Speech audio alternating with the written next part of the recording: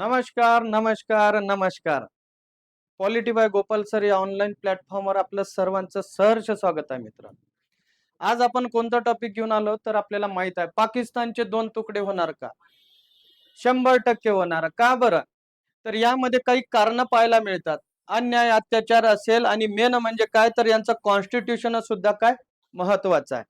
ज्या देशाचं संविधान हे परिपक्व असतात त्या देशाचे मग किती जाती धर्म वंश पंथ जात असू द्या त्यांचे दोन तुकडे होत नाही.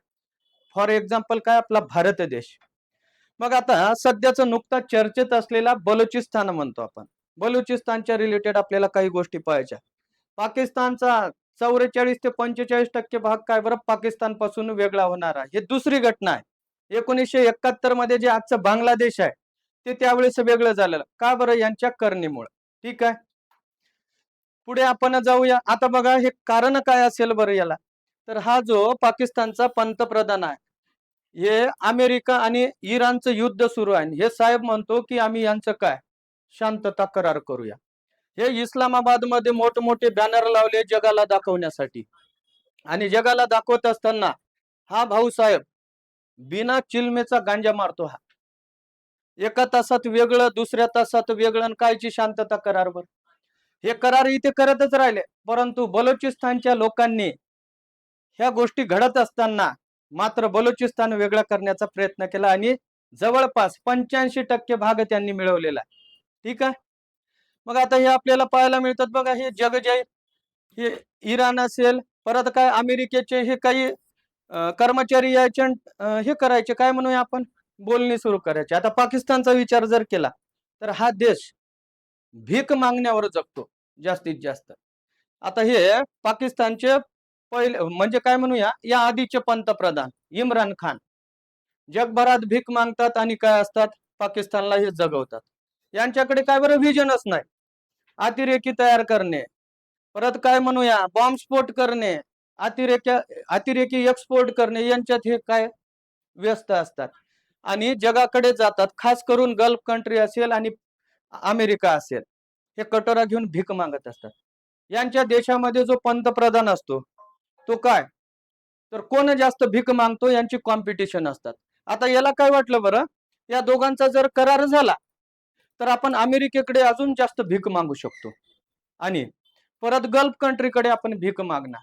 ठीक आहे. परंतु हे असफल इथे झाले आणि स्वतःच्याच देशाचे काय बरं दोन तुकडे होत आहेत आपल्याला पाहायला मिळतात. पुढे जर आपण गेलो तर बघा हा आपल्याला काय बरं पूर्ण पाकिस्तान आणि पाकिस्तानचा हा भाग हे बघा बलुचिस्तान हा आहे. जवळपास काय म्हणूया आपण 44 ते 45% आहे पाकिस्तानच्या. म्हणजे डायरेक्ट अर्धा पाकिस्तान वेगळा होणार. ठीक आहे. आता प्रॉब्लेम काय बरं इकडे इराण आहे इकडे अफगाणिस्तान आहे यांना नो डाऊट.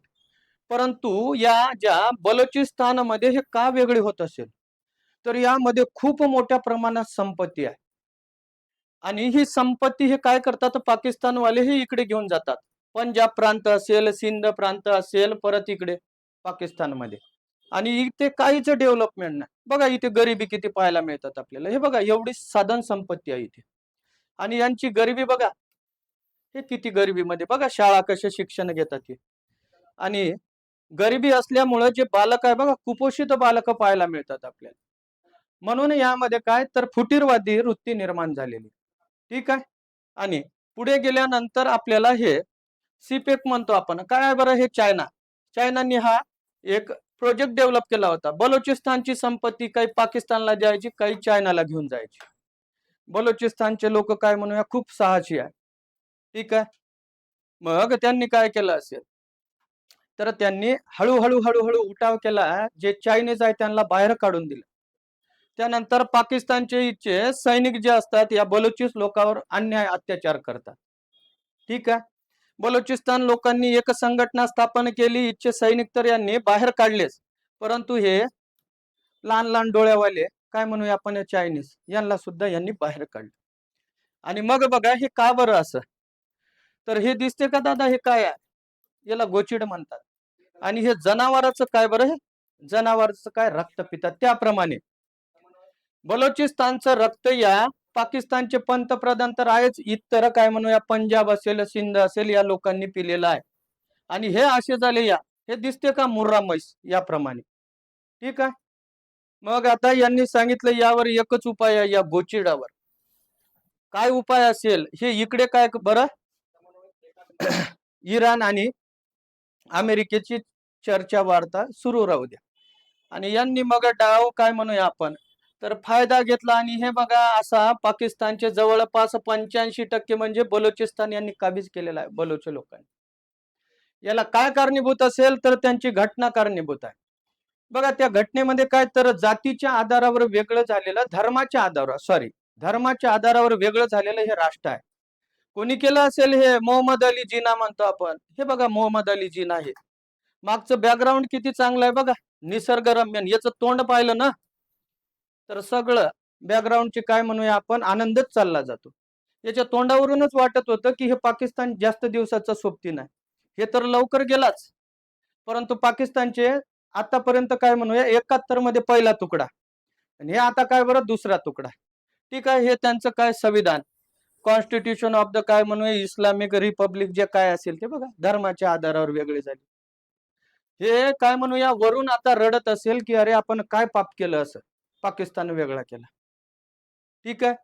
त्यानंतर पुढे जर गेलो तर बघा जे आपलं संविधान आहे या पाकिस्तानपेक्षा जास्त धर्म पंथ जाती अनेक आपल्याला पाहायला मिळतात. तुमच्या आमच्या सारखे हौशे गौशे नवशे या देशामध्ये आहे तरी हा देश आज एकसंध आहे. का बरं तर या माणसाचे उपकार आहे. आपलं संविधान किती चांगल्या प्रकारे काय बरं लिहिलेलं आहे. नाहीतर इंग्रजांचं असं मत होतं की भारत हे देशच नाही आहे. भारत काय नाही आहे बरं देशच नाही आणि हे राष्ट्र म्हणून कधीच डेव्हलप होणार नाही. त्या गोऱ्या लोकांना सुद्धा दाखवून दिलेलं आहे की आम्ही राष्ट्र आहे आणि किती वर्ष झाले बरं आज आपला देश एकसंध आहे. आजूबाजूचे देश बघा नेपाळमध्ये पंतप्रधान दरवर्षी चेंज होतात. या वर्षी तर काय म्हणूया आपण बाहेर देशातच त्यांना जावं लागलं. बांगलादेशचा विचार करा. बांगलादेशला काय आत्ताच पाहिलं आपण किती उठाव झालेल्या. तिकडे आलो आपण अफगाणिस्तान हे तालिबान आहे का लोकशाही. त्याच्यापेक्षा मुडदाड असलेले पाकिस्तान धर्माच्या आधारावर वेगळं झालेलं राष्ट्र काय आहे तिथे लोकशाहीचा काहीच पत्ता नाही. श्रीलंकेमध्ये आलो आपण श्रीलंकेमध्ये सुद्धा मागे उठाव झालेले. चायनामध्ये तर काय म्हणूया डेव्हलप आहे चायना नो डाऊट परंतु भारता एवढे तिथे काय बरं अधिकार नाही आहे नागरिकांना आपल्याला जेवढे अधिकार आहे तेवढे. म्हणून आपले जे संविधान करते होते त्यांना काय बरं आपण दंडवत घालायला पाहिजे. एवढं चांगलं संविधान आणि परिपक्व संविधान यांनी तयार केलेलं आहे. हे आपल्या शेजाऱ्यासोबत वाद असतात शेजारींसोबत वाद रूम मधल्या रूम मध्ये वादच वाद असतात परंतु आपला देश एकसंध आहे. कशामुळं तर या संविधानामुळे. तर ठीक आहे. व्हिडिओ आवडला असेल तर नक्की लाईक आणि सबस्क्राईब करायचा.